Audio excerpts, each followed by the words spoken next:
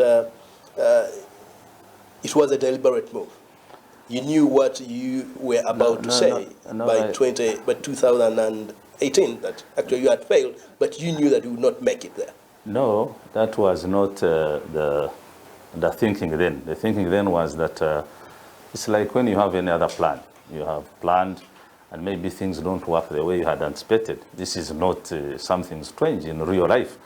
However, I also want to add that around that time, the other thinking was that we were expecting other investments within the economy, like the SGR, which was to bring in a lot of money. We were also looking at investing in other hydropower dams, which we thought would also bring in some other monies, and this would be boost the economic growth. But this didn't take for certain reasons.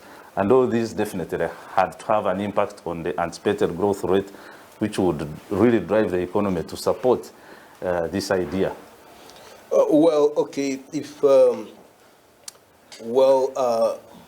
to take you on one of the key priorities in your manifesto, which is the agriculture, which we do know is the backbone of Uganda's economy. In your manifesto, you talk about boosting the production sector, more especially increasing production of coffee bags from 3.6 million bags to about 6.8 million bags. And you also talk about the maize production, increasing it from about 180,000 metric tons to 1.5 metric tons. Have you seen this dream come true? Yeah, the export statistics are there. For coffee, it's there. You can talk to UCDA. The records are there. And on that one, I think we have moved very well. There is all the evidence to that effect. But the whole sector, you will see that right away from 2016 to now, there has been an increase even in the budget allocation to now. I think now we are around 1.3 trillion, which has been put there from 860 billion then, which was being put in the sector. And when you are talking about the agriculture, the productivity within the sector, you don't only looking at the growing and the harvesting business. You have also to look at the support that has been given in what you would call the support sectors, in the road sector, in the water sector, the irrigation schemes that have been invested across the country, the road sector that should support the flow of the agricultural produce from the gardens to the markets. So I want to say that now the agricultural sector is actually now contributes over 2.5% of the GDP. But we do understand, Mr. Wells, that the agricultural sector is one of almost for the last 4 financial budgets, it has been one of the most least funded sector.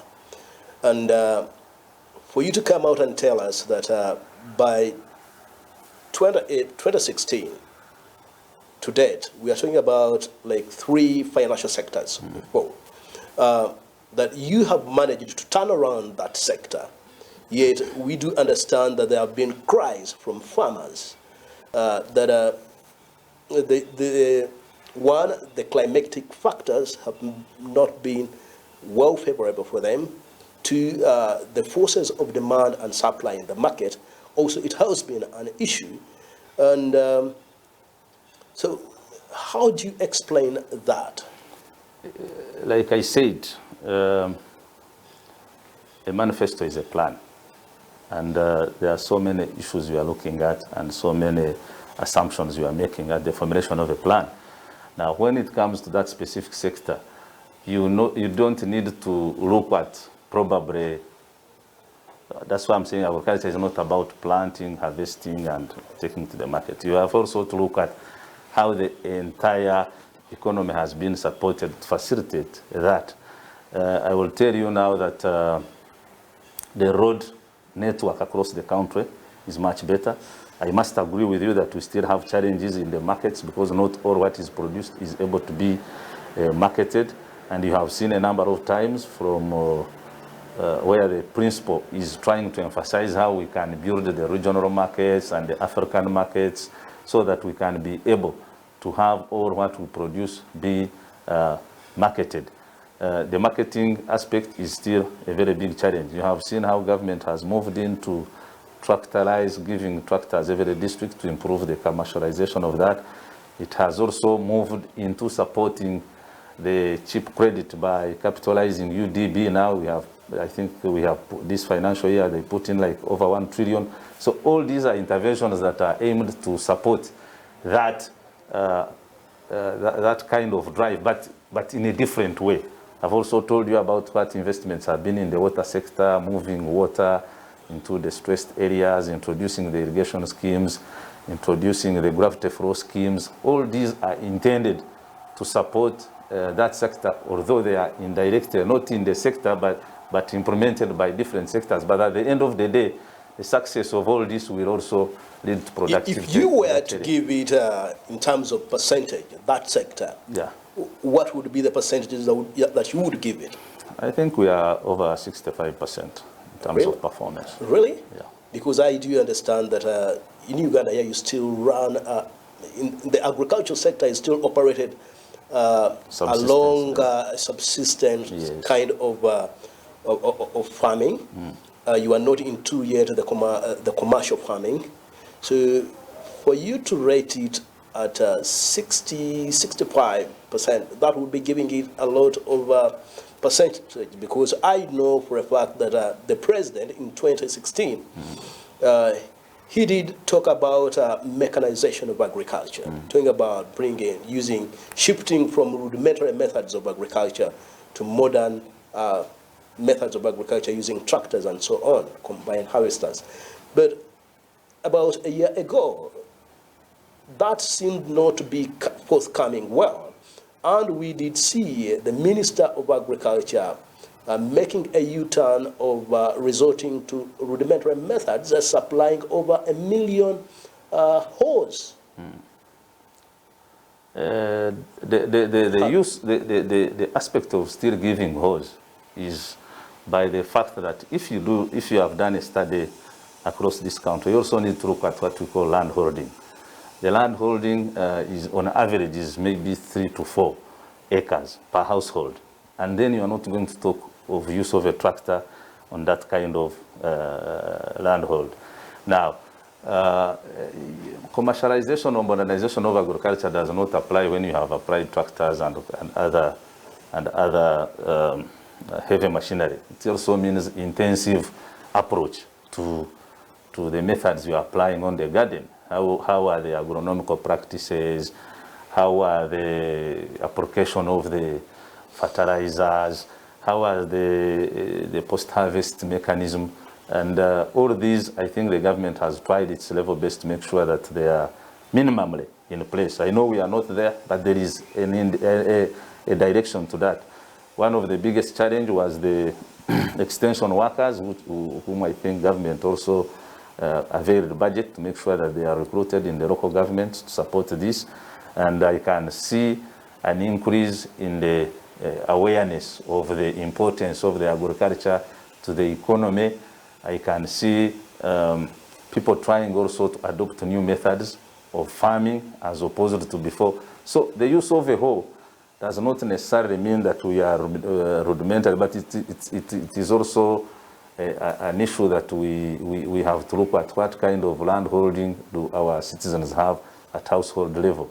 You have seen the president talking about the introduction of the 4-acre model, which can apply, trying to look at different enterprises being done within a small area. This is all intended to see how productive we can utilize small areas, but realize of course, Mr. Wills, we cannot talk about success in the agriculture sector without looking at the macro aspect of it. If I'm to take you on the physical policies of Uganda, and we do understand that there have been, over the years, the shillings is not doing well. been a depreciation of the shilling. You guys who are running the manifesto, have you addressed yourselves to improving the physical policy of Uganda and working around the shilling to ensure it becomes a stronger currency within the region? Because as we talk now, our shilling seems to be performing bad in the region as compared to other currencies in the region. Yeah, like every year when they are reading the budget, is what we call the budget strategy. And this budget strategy is intended to address the macroeconomic aspects at a given time. And these also have the assumptions. Like I said,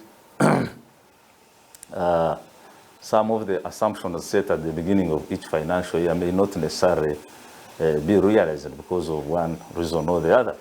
However, our shilling has actually not performed badly, but you will also realize that that is also dependent on our exports vis-a-vis the imports. And I think that's why the principle has been coming on strongly. How do we promote our import substitution strategy so that we can make sure that we are able to export more, or all those that we could be importing from out of this country that can be made here, All those are geared towards how we can make our currency stronger. I would also agree that our monetary policy has been very frugal and prudent, because we have been able to maintain a CBR rate of below 5%. That's a central bank lending rate. You will bear with me that the inflation has been kept to a single digit for all this time. So all these, despite our other external factors that may be beyond our control, because Uganda, we are also in a global economy. We cannot say maybe what we want to do is what will happen, because we have also to be our plans and whatever must also work within the behaviors of the global dynamics. Well, I'm to quote experts at Bank of Uganda and World Bank. They have always said that the reason as to why Uganda's shilling has kept on depreciating, losing value, is because that our exports are too low. We import more than what we export. Doesn't that contradict your findings as implementers of the NRM manifesto? It doesn't. That you have improved the exports. No, it doesn't contradict, but you realize that our plans are also intended on how to solve that. If you have looked at the plans and the interventions we are planning, they are all aimed at achieving that. But like I said, we are not standalone in the behaviors of these issues. So we are in a global economy. These are sometimes impacted by the global challenges, and definitely this will have an issue on the way how our targets are realized. Oh, well, okay, let me take you on the industrialization of the economy. It's something that you have been talking about, putting up industrial parks as one means of addressing the issue of unemployment. But we understand for a fact that over the years you have been talking about, with the exception of Namambe, other regional industrial parks that just mere empty lands, pieces of land.